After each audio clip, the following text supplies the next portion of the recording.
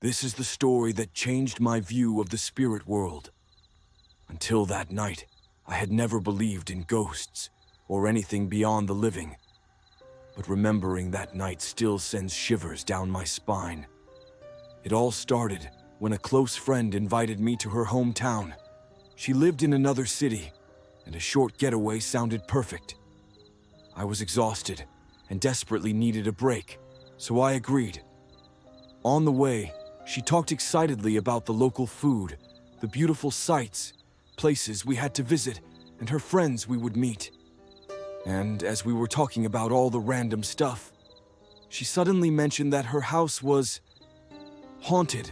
Objects moved without reason, whispers and knocks in the dark, and at times, the chilling feeling of invisible hands touching her. I laughed. I was skeptical.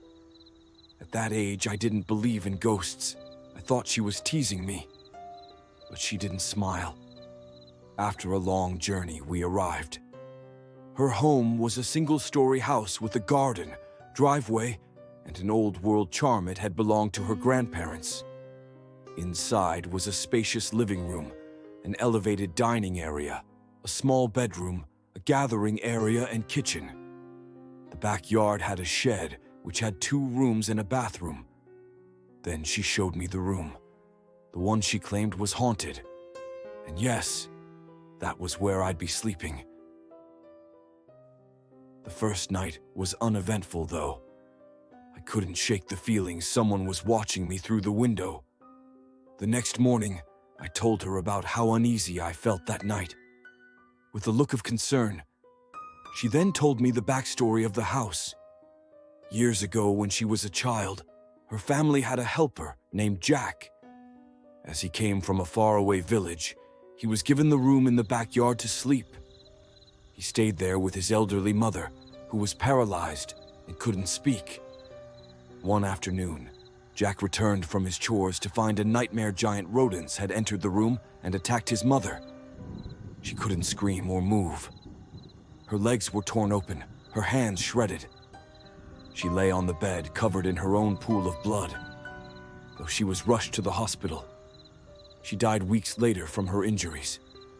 Her final days were spent in agony in the house. Since then, my friend believed her spirit lingered, especially in that room, seeking vengeance on any new person that stayed in the house. I didn't laugh anymore.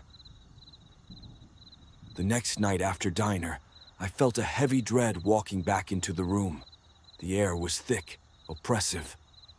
My instincts screamed to leave, but my pride kept me there. Storm clouds swallowed the moon. A warm breeze drifted through the open window, gently lifting the curtain.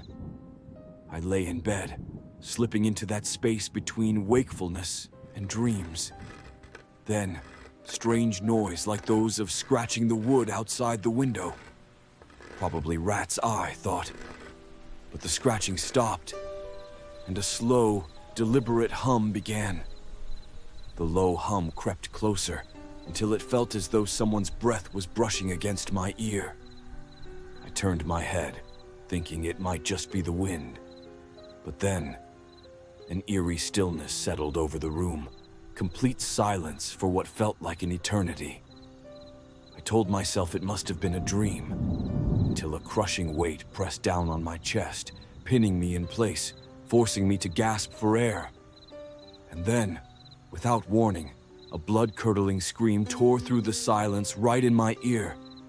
"Get out of my house or I will make you suffer." My eyes flew open. The air had turned ice cold. My gaze drifted to the window. The wind slammed the curtains aside. A faceless figure stood outside, wrapped in tattered white cloth, staring directly at me.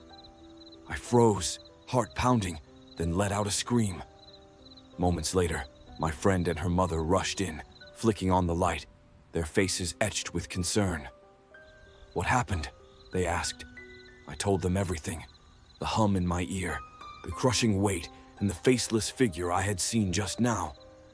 I asked if they had heard or seen anything. They shook their heads, but there was no surprise in their eyes.